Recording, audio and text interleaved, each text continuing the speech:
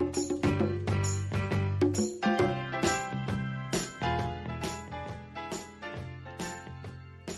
see one of us is grooving, and I'm kind of chilling out there, which I usually do.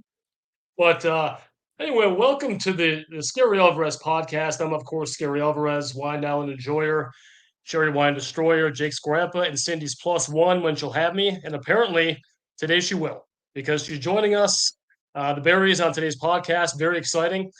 Um, I'm very glad to welcome myself, Barry Alvarez, as well as my amazing wife and assistant coach in life, Cindy, to the podcast.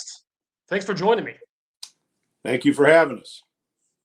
This is exciting. Okay, well, Cindy, I'm gonna start with you because beauty before age. Am I right? How did I convince you to do this podcast today? Because we forgot we said we'd do it. That's how you convinced us. I love it. Oh, the candor. No, not beating around the bush. That's great stuff. Well, anyway, I got a few questions I'm going to ask, and some are going to be of us, Coach, and some of them are going to be with you, Cindy. But I want to start right out here with an important one, and feel free. Either one of you can join in here. Who would play me, Barry Alvarez, in the Barry Alvarez Story if that were ever made into a movie? Well, he's dead now, but I would have said James Gandolfini was the closest. Okay, that might be a tricky one to pull off at this point. And who would play, Coach? Who plays Cindy? Gene Smart. Gene Smart. Okay, Gene Smart. Well, I tell you what, those are both really, really good suggestions. The people at the agencies right now are talking to Channing Tatum and Chris Evans, Coach, for us, and Scarlett Johansson and Nicole Kidman for Cindy. So I hope that's not going to, it's going to be kind of one of those period pieces that goes from about 1990 on through about today. So they're going to be different stages and they can work with the best. Oh, I think it works. Bless me. Good stuff. Well, we're gonna do another ranking. We did this, I think we talked a few years ago, but I wanna go back to this. We're gonna rank these. Barry Alvarez, God, and Pat Richter. How would you rank God and Pat Richter in the 2 and 3 positions? In the 2 and 3? No, God is for 1. God's 1? Yes. Oh, that's good stuff. Okay. Well, I knew we had you for a reason to keep my ego in check. Coach, can you give me your thoughts on Coach Luke Fickell, that hire, and how that last 10 months have gone? Yeah, first of all, I thought Chris did a very good job of identifying the best coach out there. He did a tremendous job of keeping it quiet, keeping it very secretive. There's only one person that figured it out, and that was Cindy. I think Luke has done everything right thus far. How he's handled his players, how he's embraced his players, how he's embraced Wisconsin, and done his research and what we're all about, how we built the program.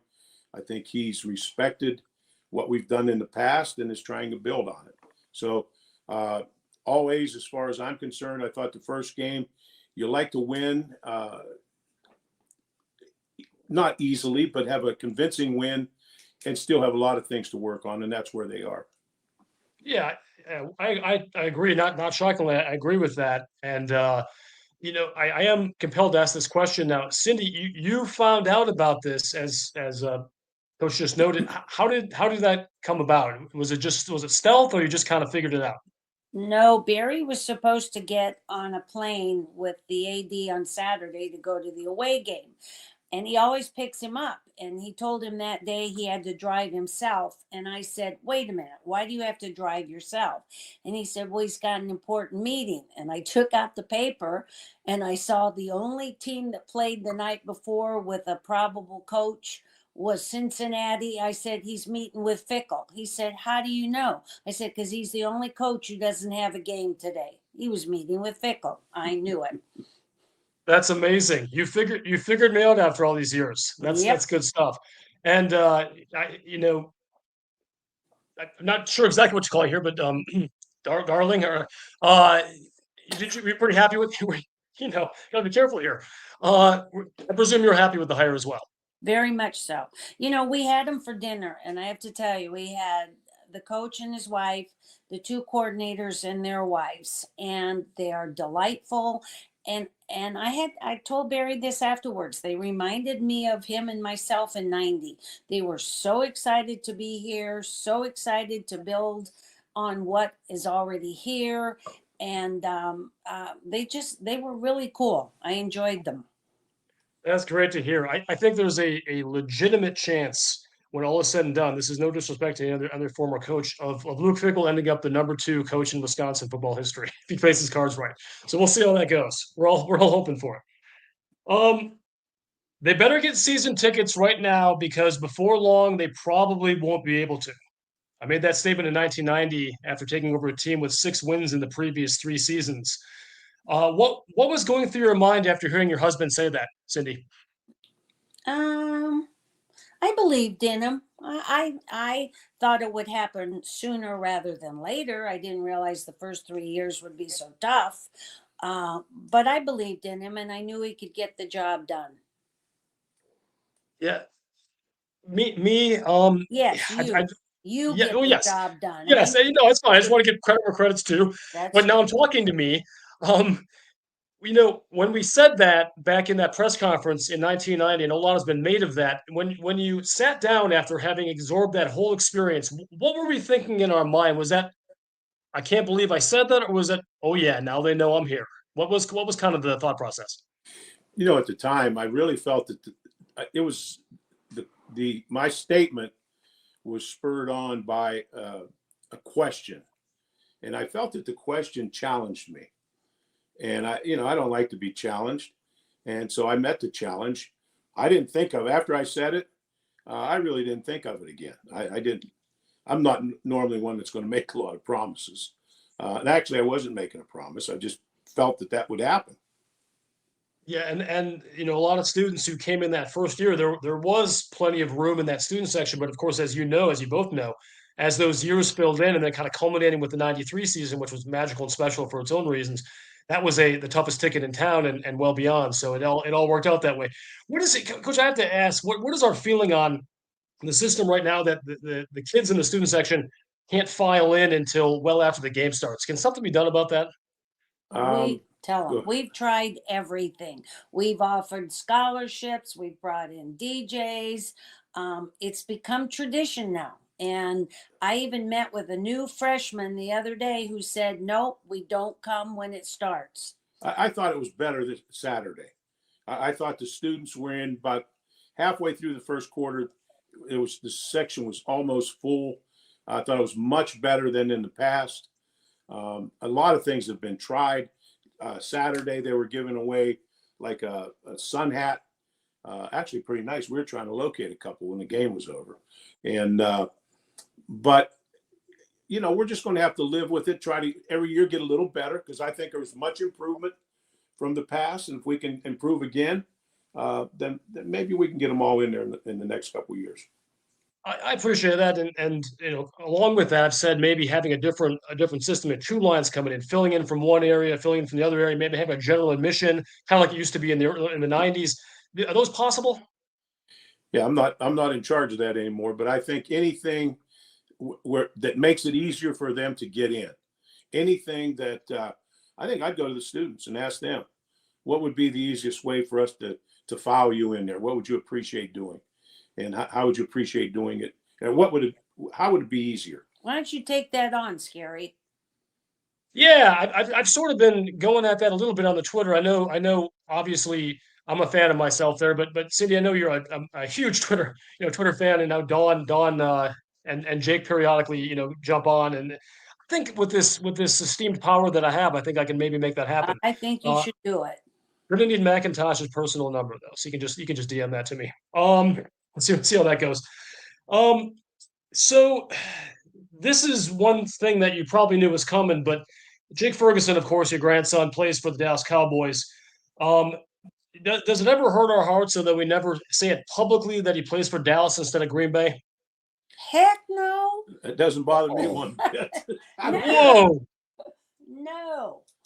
No, we're proud. We're proud of him, and as a matter of fact, we're going down next week and watch his first home game. That is fantastic, and it's good stuff. And if you have any experience with this podcast and with the account, and I know you do, I know it's a huge fan of. You're both huge fans. Jake is my favorite. Not only I can say favorite grandson, but get you in trouble there, but get us in trouble. We handled that last time we talked. I'll leave Joe out of this time, but also I think it's going to be a big season for him. All things put aside for the Dallas Cowboys as the tight end one. And it's just going to be it's exciting to see him taking those things that he learned at Memorial and also University of Wisconsin and that attitude and bring it to the NFL. He does it the right way, as the kids say, but also has the skills. It's not just a blocking thing or a tough guy thing. It's the receiving skills. Yeah, he's the total package for a tight end. He'll mix it up in a run blocking game. He can get open. He can catch anything that they can get near him. And he's a team guy. He's really a good locker room guy. And my first game that I went to last year, I happened to go to practice the day before, and Jerry Jones and Mike, the head coach, both came and saw me and told me how much they were pleased with him, how he's added to the offense because he's brought his personality to the locker room and his enthusiasm. And the practice is over, and he was a rookie, and he called the offense up. So, he's all in. They really like him, and as I said, I'm very proud of him. I think he'll get better and better. Yeah, well, not shockingly, I agree with me. And I know it's not just a bloodline thing. It's legitimately, objectively, he's got those skills and that attitude and that work ethic. We're going to play a word association game. I know, Coach, you and I played this the last time you had on, but and I'm not sure if Cindy was on at that point, but I'm going to say a word or a name, and I want you to say the first thing that pops into your mind after I say this word. We're going to have some fun with this. Barry, PJ Fleck.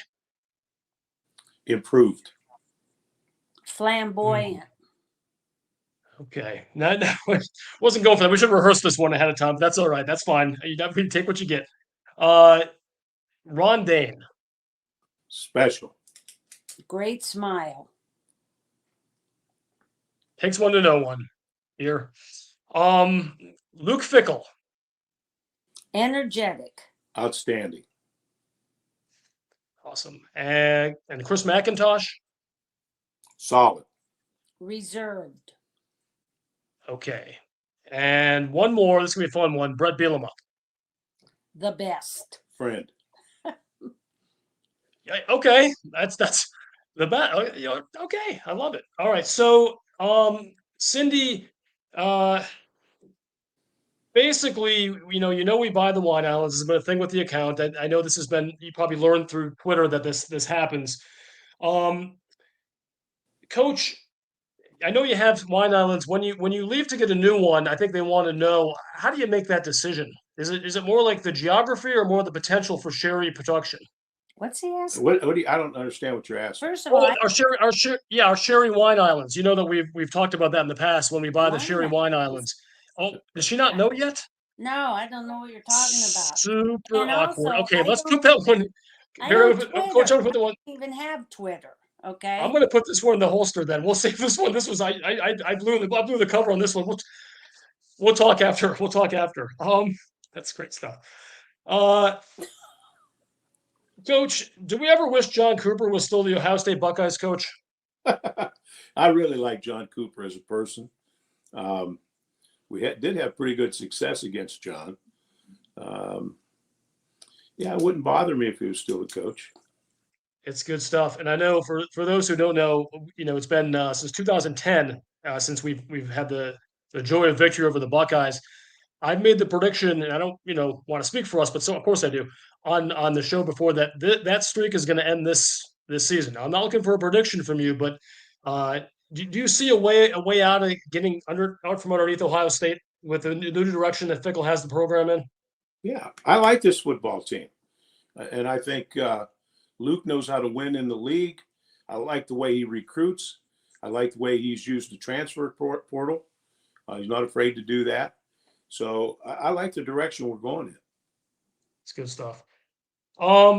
Cindy, I know you had mentioned to us that you have some entertaining to do tonight that you wanted to maybe jump off because you had some guests. So I wanted to just before you jump off, and I might have a few more questions for me after that.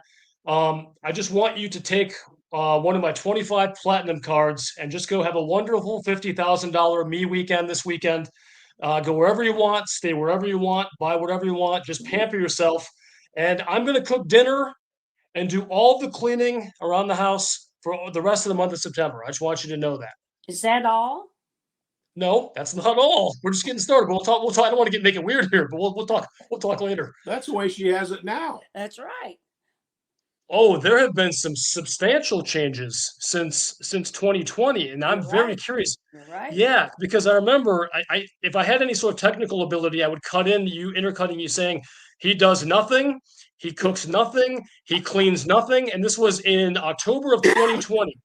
May I inquire, my It's my lifelong partner, what has changed? not much, not much, but he does clean out the dishwasher. That's it. So Oh, okay. yeah, I thought you were going a different way. I thought you were going a different way here. Oh, that's great stuff. Well, anyway, I please say hello to, as I will soon, to whoever we're entertained tonight. And Coach, if I can keep you on for a couple more that minutes, I'd really sounds appreciate good. it. Take care, Coach. Okay, enjoy. I will. Whew, I didn't mean to get you in trouble there. But yeah, I didn't know if that was she didn't know about some of that stuff with the wine islands, but that's fine. Uh, People will find out about that as they do. So I appreciate you, not getting mad at me for that. No problem. Okay. Couple more questions before we hop off here. Do you have a story that you can tell me that's not kind of, people know about the we're going to win, they're going to need to buy the tickets now and stories like that, but a good Wisconsin football Coach Alvarez story from your time there that maybe hasn't been as advertised, that is kind of a fun moment that really kind of reflects the experience you had as coach. I'll share. I just was telling this story the other day. This is a recruiting story. Terrell Fletcher. That my first year we go 1-10. We had a good recruiting class that year, and we're closing in on another recruiting class. And I'm in his living room, Terrell's living room, with his mother and dad, and it's between us and Ohio State to close on it. We have a good visit. Kevin Cosgrove's my assistant. He's in the living room with me. And as we get up to leave, Mr. Fletcher says, Jose is his name. He says, Coach, if Terrell comes to school with you, you're going to win a lot of football games. And I just stopped dead in my tracks. I said, Mr. Fletcher, whether he comes or not, we're going to win a hell of a lot of football games.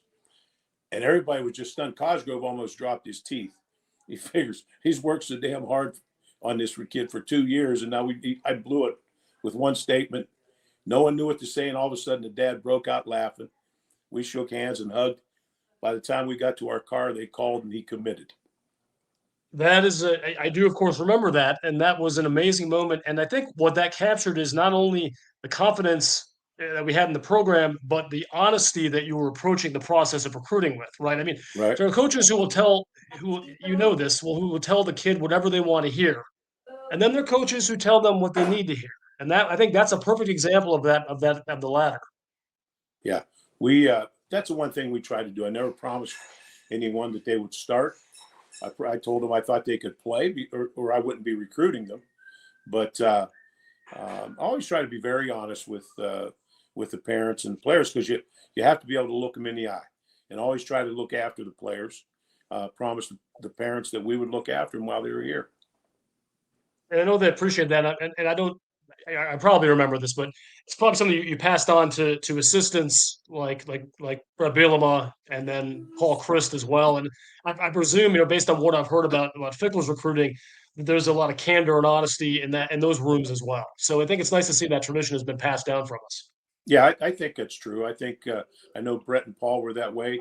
Certainly appears that Luke is that way also. And you take a look around the country. And I was just telling somebody the other day, we haven't lost. I think we've lost 3 through the transfer portal since that you can just pick up and leave at any time, where these other schools are losing 10, 15, 20 guys. This is a good place. And the guys are happy that the guys that are here have been treated right, and they don't want to leave. Yeah, and that's one of the things that we've noticed. That's been a Wisconsin tradition. And yes, much is made when a kid does leave, and that's I don't wish any ill will towards them. This is their life, and they need to do what they need to do. But you touch on a good point. There's a reason that Wisconsin is doing. I mean, there are programs, not just Colorado, which is a unique situation, but there are programs where they're getting 30-40% of their starting lineups in the portal every year, and that's their experience. I get it, but that doesn't seem like the Wisconsin way, nor will it ever be. No, that's not going to be our way. We won't have that many players leaving. I think we will go into the portal and fill some holes. But I think for the most part, we're going to be somebody that's recruiting from high school and developing players. Yeah, that's true. There was an award-winning show on HBO that recently wrapped starring Bill Hader called Barry. And I want to ask an honest question. Have you ever heard about that show?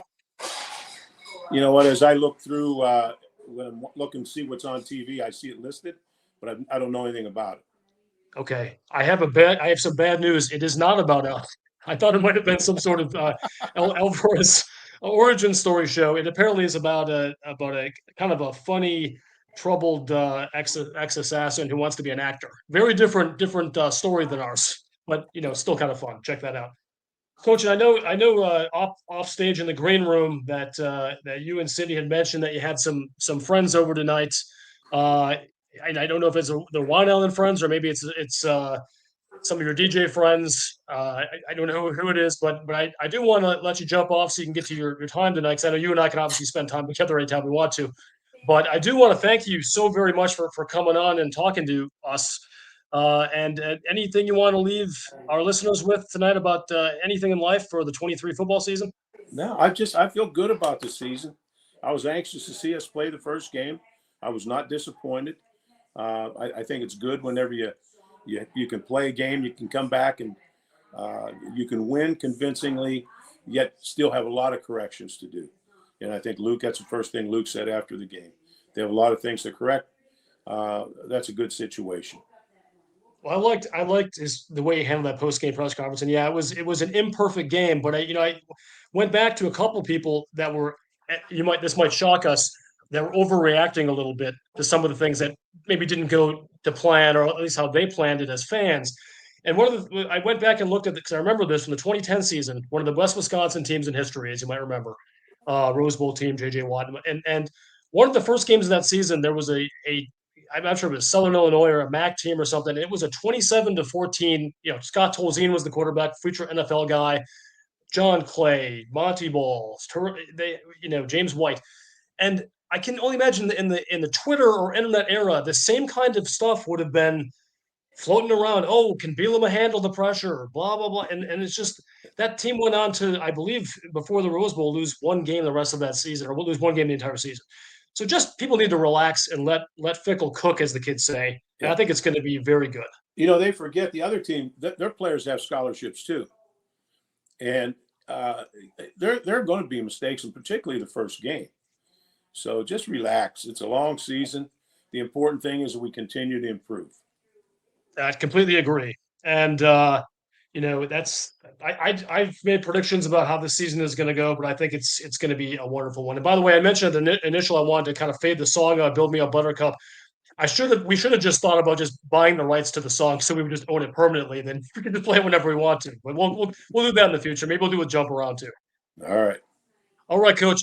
Thanks so much for our time, and look forward to seeing you at Camp Randall. All right. Seeing us at Camp Randall. All right, bye-bye. Bye. Thanks.